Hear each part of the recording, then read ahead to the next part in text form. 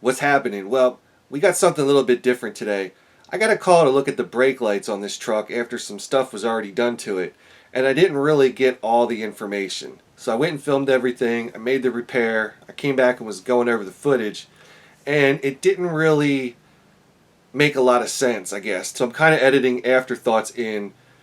I know it doesn't make sense, but it'll make sense once you see it. So let's start with what exactly happened here. So the owner of this truck was pulled over one day, and he got a ticket, and the ticket said right on it, no brake lights. The guy comes home, just goes and he pulls out the right tail light, and he replaces the bulb for the brake light. That's the top one in these Silverados. So after replacing that bulb, still no brake lights. So the guy goes on YouTube, finds a video how to fix brake lights fast and easy or something like that. He goes, puts a new brake light switch in, and still no brake lights. And that's when I get a call. So I went over the schematic, and I just wanted to see, what do the brake lights have in common? So this is the left brake light, the right brake light, and the center high mount stop light, or chimsel, whatever, however you want to call it. I noticed that each of the brake lights have a different ground. The odds of having 3 bad grounds, well, not really good. So my first thought was, well, we might have something going on with the supply to the brake light switch or from the brake light switch down to the front fuse box. And that's what I wanted to do first. But as you'll see, this is why you always got to trust but verify. Alright, step on the brakes, dude. You got the middle one. Well, that changes everything.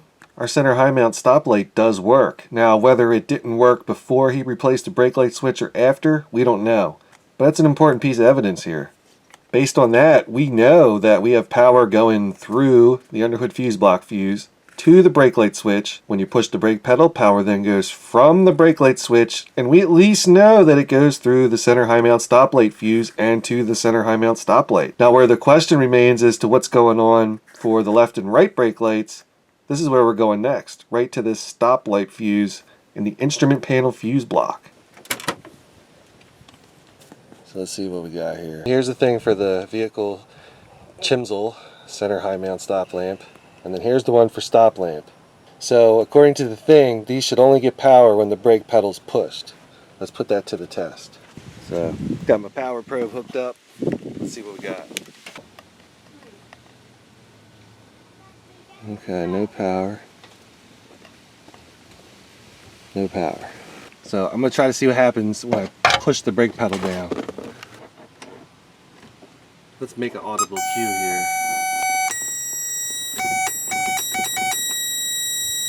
So according to this thing, if we go 2 fuses left and 1 fuse down, this one right here, 15 amp vehicle stop, that's the one I'm going to be doing this on.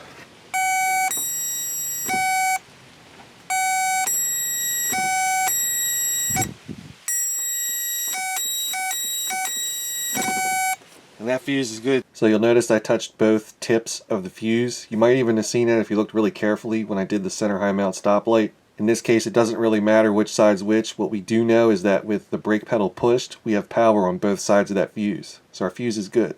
Now, since we know that the guy replaced the right brake light, we can assume that the bulb is good, being that we have 2 bulbs not working and one of them's new. I'm interested to see if we have power on the light blue wire. So I'm going to start by going to the connector at the left brake light, and I want to see if I have power with the brake pedal pushed back here. And also, I want to see what happens if I manually put power back here.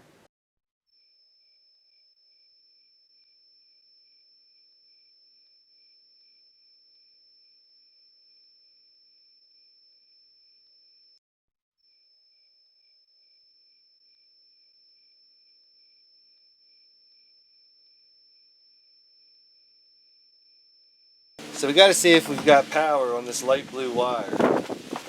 I'm just going to use this piercing probe because I can.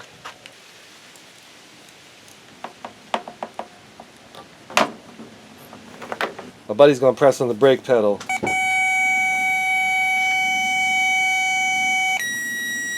Okay, so we got power here. And while he's doing that, just the center brake light's still working. I'm just curious here.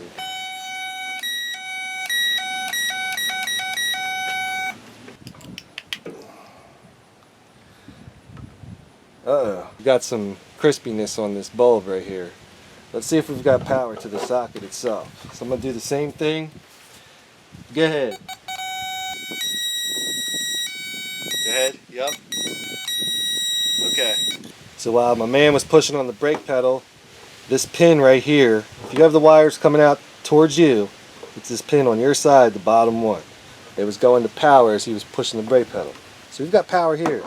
But this bulb is all burnt. So we verified that we had power on the light blue wire while the brake pedal was pushed here, you know, on the light blue wire right at the connector, or I guess you'd want to say the socket. What had happened was the bulb had got hot and actually melted the plastic base or whatever you want to call it right here. What happened is that plastic melted and it broke the connection between this little tiny piece of metal right here on the light bulb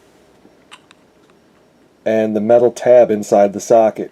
Now this socket is different. This is for a Trailblazer, but for visual purposes, this is the best I could come up with on a Sunday. So if you don't like it, fuck you. But that's where our open circuit was, you could say. It was between the little sliver of metal on the bulb and the metal tab inside the socket. So that can explain why we can have power going up to the socket and the bulb not work, and why we can have power on the pin inside the socket and still have the bulb not work. Now going back to the odds and all that crap, well, if we know we've got power here, then the odds are we have power here. So we're just going to jump right in and check out the bulb on this side, even though it's new. I took this bulb out and I was able to actually set the whole thing right here.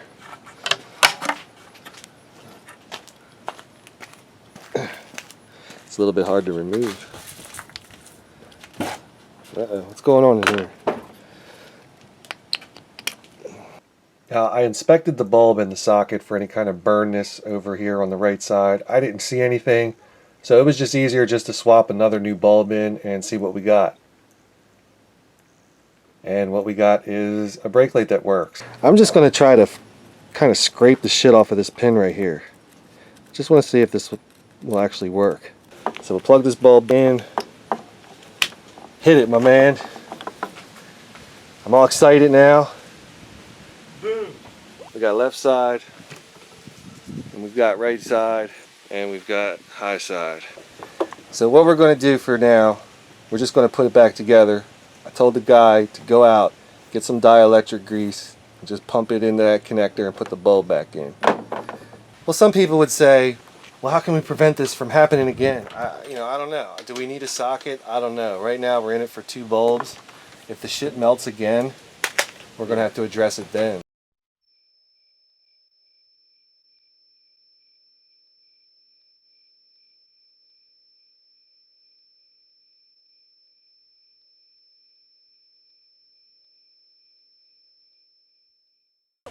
Wait, what's the problem?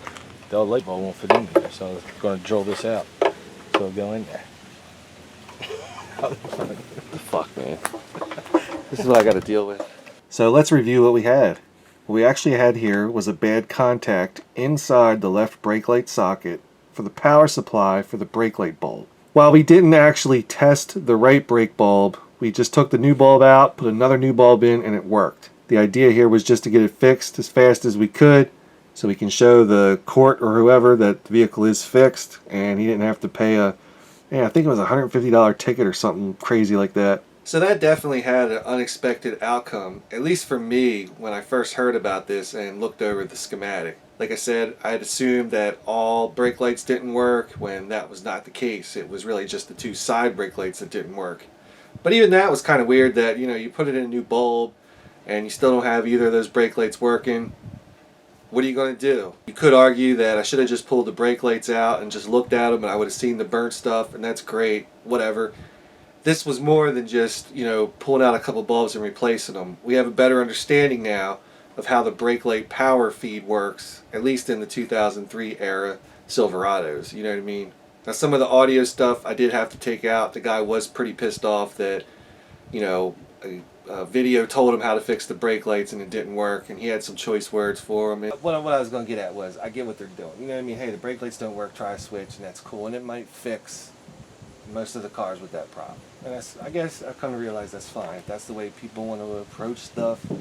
My approach is different, and a lot of people don't agree with it, and I've come to realize that that's okay. So here, what we spend out here, we're realistically doing this stuff and testing wires, not even 10 minutes. Yeah. And we're okay. You know, I told him, like, that Spider's one size fits all videos, they don't apply to real life.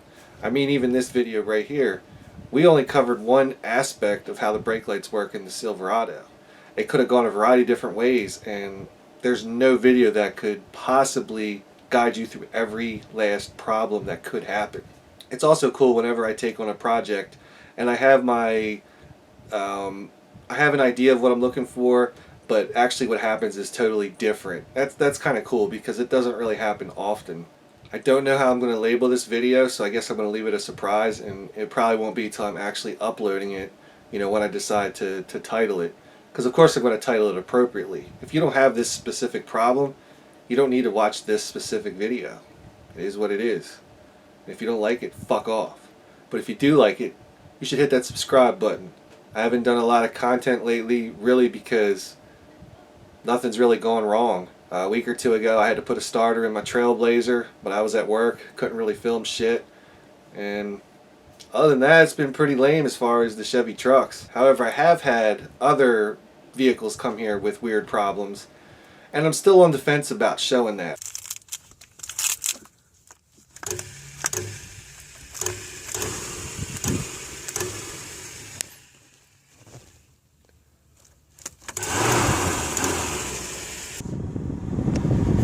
Just hit this motherfucker just right. It went off.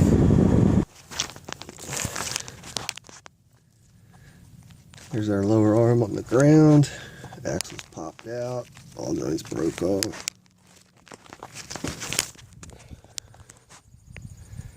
Should be fun. I don't want to be I don't want to be somebody that just posts up random car repairs. You know, that's not what I want people to subscribe for. I want them to subscribe because, hey, they just bought a Trailblazer or a Tahoe or something, and they want to go through the maintenance on it, or they have a weird repair that they need done. That's who these things are made for. But some things are really good. Some things I think you guys might enjoy. Whether or not you'll like them, I don't really know. But one thing's for sure, if it's not related to the vehicles that you see listed in the About Me section, you know, on the YouTube channel, they're not going to pop up in your news feed. I'm going to make sure that you guys don't get any notifications or anything like that as far as videos that don't apply to the vehicles that you see covered in the About Me section.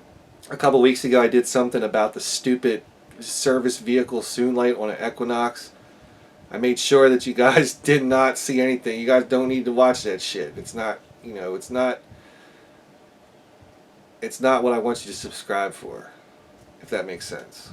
It might not make sense. Hell, nothing makes sense. Anyway, that about wraps it up. Stay tuned for more.